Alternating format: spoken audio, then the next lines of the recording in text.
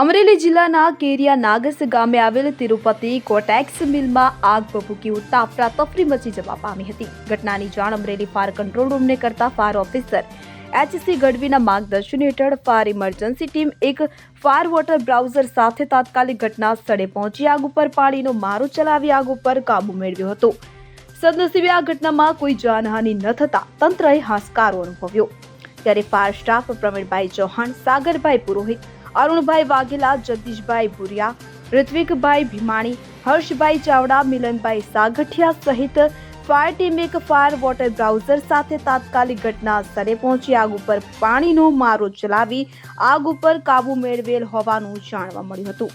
અશોક મણવર સાથે CN24 news Amreli. હવે જુઓ દેશ દુનિયાની તમામ ખબરો તમારી આંગળીના ટેરવે. ઉઠાવો મોબાઈલ અને ગૂગલ પ્લે સ્ટોર પરથી ડાઉનલોડ કરો અમારી CN24 ન્યૂઝ મોબાઈલ એપ.